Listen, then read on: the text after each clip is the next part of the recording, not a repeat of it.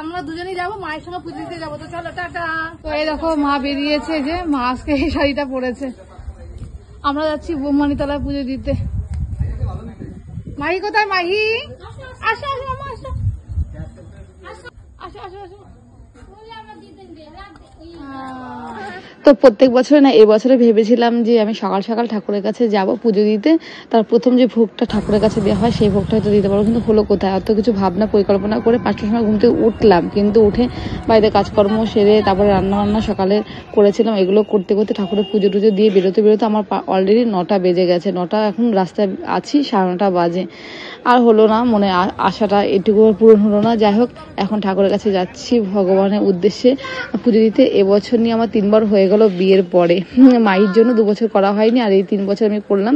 আর আগে ছোটবেলায় মায়ের হাত ধরে যেতাম এই রাস্তাটা দিয়ে, অনেকদিন পর এই রাস্তাটা দিয়ে যাচ্ছি। আর গত বছর অন্য রাস্তা দিয়ে গেছিলাম, ওই জায়গাটা দিয়ে ভীষণ ভিড় হয়, কিন্তু এই জায়গাটাতে ফাঁকা, তো আম বাগানের মধ্যে দিয়ে খুব ভালো লাগে এখানটা দিয়ে।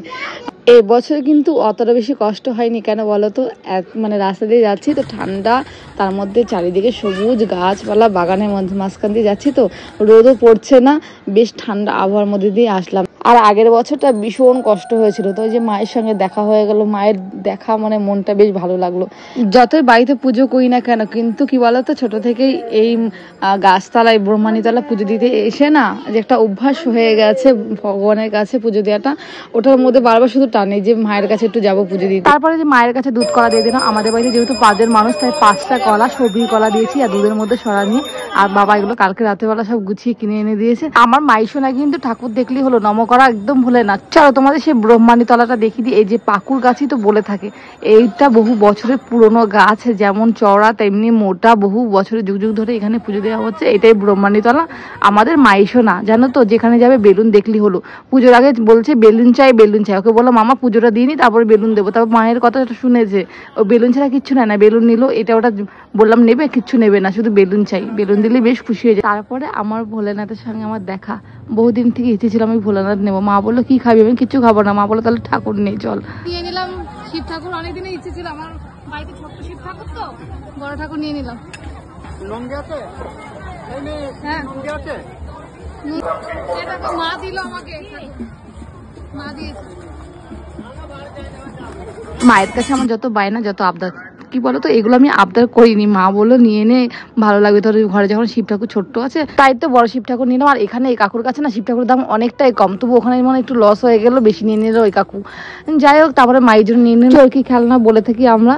তারপর কত সুন্দর সুন্দর কানের দেখা যাচ্ছিল, তো এখানে যেমন দাম আমাদের ওখানেও তেমন দাম, তাই আমি এখান থেকে মেলা থেকে কানে নিলাম না, কারণ আমি তো পয়সা নিই, মায়ের সব টাকায় খরচা করলাম। আজকে 500 টাকা খরচা করেছি মায়ের জন্য, কি বলবো তোমাদের। তারপরে মামাকে সানগ্লাস কিনে দিলাম। আমার দেখা দেখি মাইও সানগ্লাস নেবে, ওর আছে, মা নিয়েছে যেহেতু তাই ওকেও নিতে হবে।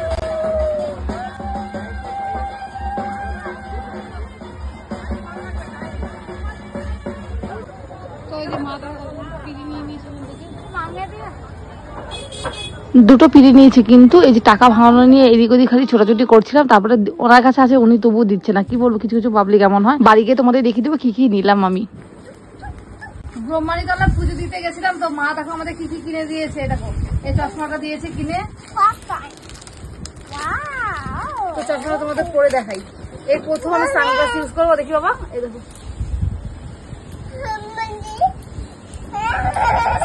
কেমন লাগছে বলো। ঠিক আছে নাও।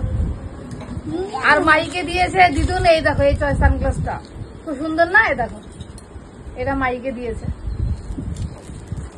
আর নিয়েছে এই যে মায়ের জন্য এটা নিয়েছি।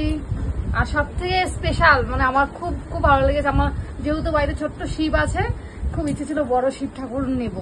মা দেখো এটা কিনে দিয়েছে, যে আমি পাথরের বাটি, থালা আর গ্লাসে পুজো মানে ভোগ দেবো, তার জন্য এটা নিয়েছি। আর এটা কি যেন বলে, নন্দী নন্দী নন্দী নন্দী নন্দী এটা হচ্ছে শিব ঠাকুরের নন্দী। আর যে উনি বলছে যে শিব ঠাকুর নন্দী নিতে, উনি 80 না 85 টাকা বলছিল, তারপর আমি অন্য জায়গাতে নিয়েছি 40 টাকা দিয়ে এটা। আর এই ঠাকুর আর বাটি নিয়ে 150 টাকা দিয়েছে নন্দী। আর এই ঠাকুরের পাথরের ভালো লেগেছে। তো চলো টাটা। আর মাহি পড়বে এইটা সানগ্লাস, এই যে মাহির। চলো চলো টাটা।